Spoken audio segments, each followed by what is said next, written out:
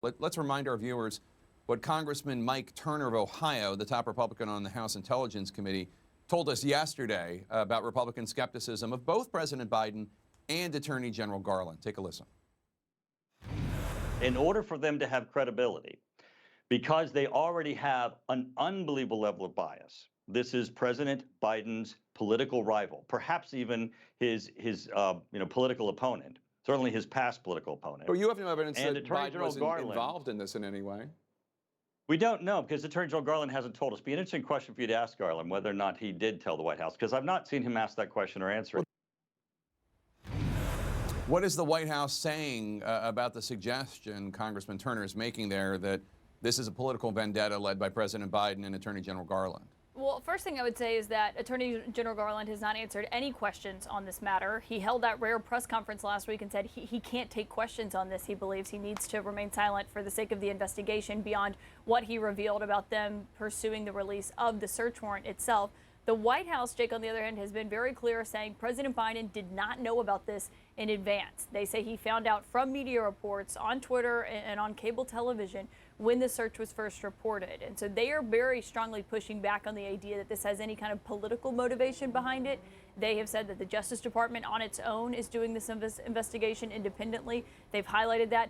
Jake, they've also noted that it was a federal court that approved this search warrant at Trump's house. Then that was based upon the required finding of probable cause. That basically means it wasn't just Garland himself signing off on this, though he did personally sign off on it. It was a court that said that they did believe there was a reason for FBI agents to go to Mar-a-Lago and look and retrieve these documents. And they're saying, you know, it's not just Biden and Garland basically making this decision, Jake.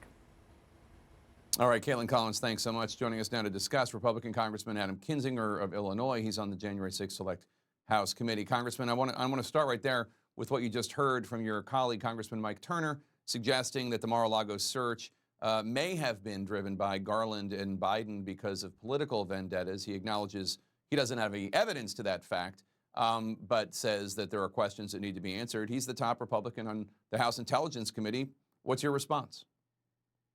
Yeah, it's always been interesting to me, Jake, because, you know, these people that you've worked with for a long time come out with these theories that you're just like, where did that come from? I mean, you're a very serious person. Look, here's what I think happens in a lot of cases. I think this is the FBI situation with the Republicans. You have a lot of members that know Donald Trump is a liar, know he's insane. And so they stay kind of quiet, but they're a little crosswise with their base because they're not defending Donald Trump hard enough. And then you get this issue like the FBI, and they see that as their outlet where they can fight hard for Trump, make their base happy. And I think that's what you're seeing with all these members. The problem is it's really dangerous. I mean, our party was outraged when President Obama at one point had said, I forget, there was that professor that the police came to his house and he said the police acted stupidly. And he said that before knowing all the details. Our party was outraged. Now, just a few short years later, we're leveling accusations that the FBI is somehow in on some deep state plot to take Trump down. And I got to ask you, Jake, if Trump is so tough, if he's so good at everything he does, how has he been such a victim of the deep state so many times? Because he's not, because he uses victimization as his way out. And it's really frustrating. It's sad to see my party having gone down such a dark path. Congressman Turner also told me he wants the affidavit behind the Mar-a-Lago search released. The Justice Department has until next Thursday to tell the judge how much of that document they need to be redacted. What's your take on this? Is there a danger here that by withholding too much information that could undermine public faith in the Justice Department even further? Yeah, I mean, it's a unique moment, right? By the way, though, I think no matter what comes out, it's probably not going to change some people's minds, because I think there are a number of folks that say, I know Donald Trump's lying. I just don't care anymore. I'm just all in with Trump. He can lie all he wants. But I do think in the interest, you know, of kind of national security, of domestic politics, you know, transparency is good. But let's keep in mind, from what I've heard, you know, based on a report on open source, there is some stuff that is so classified you can't even say what it is. And if that's the case, certainly we need to make sure that we're not, you know, revealing into that even in an affidavit. We want to make sure we're not putting anybody's life at risk.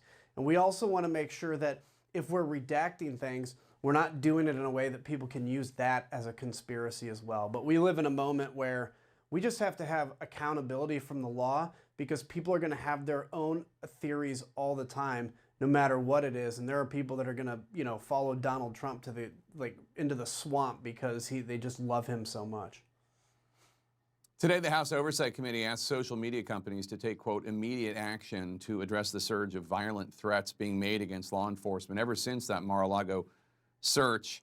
To what degree do you blame not only Donald Trump, but some of your Republican colleagues who have attacked the FBI in defense of Trump? I mean, criticism of law enforcement action is one thing, but suggesting that the FBI should be defunded, suggesting, you know, revealing the names of individual FBI agents, et cetera, that's a different step. It really isn't. And keep in mind, I mean, there's people all over the place now that think the FBI is this deep state conspiracy. FBI agents are going to work, they're kissing their families goodbye in the morning, they're doing their job, they're coming home. Many of these agents are Republicans, not that that matters, but it goes to show that, again, this is all about supporting Donald Trump to the ends of the earth. It doesn't matter who gets hurt, doesn't matter who gets in his way. He doesn't care who gets in his way and who gets hurt, because when you're such a deep narcissist to that level, you don't care about the damage. And so on the social media side of things, I hate to use the term, we need to have a conversation, because it sounds like you're kicking the can down the road. But we really, as a country, have to come to a conclusion on what social media is and isn't responsible for. I'm all for the First Amendment. What I'm not for is insurrection type, violent type speech being promoted, passed on in these mediums that can lead to a really destabilized situation. I retweeted some guy that had posted a bunch of TikTok videos of folks with their guns saying it's time to take down the government. I'm going after the FBI. It's just all over TikTok. It's always amazing to me to see these 50, 60-year-old men on TikTok. But those are the kinds of things we have to discuss. Like, that can't be allowed anymore in this country.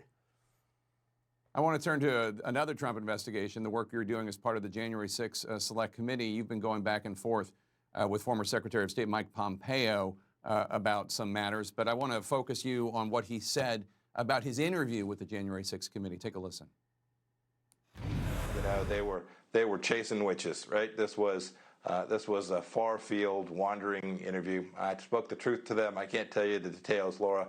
They were looking for discussions about the 25th Amendment, discussions that I never seriously undertook with any of my counterparts.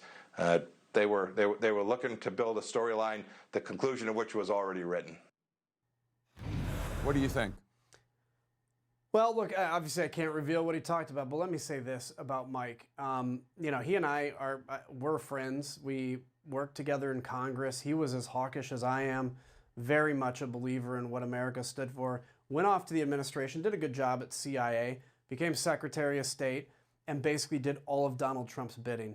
He, you know, wrote the deal with the Taliban, for God's sakes. And then he's trying to pin this all on Biden. Look, I blame Joe Biden for what happened in Afghanistan. I also blame Mike Pompeo. You don't have to pick a side here. They're all to blame.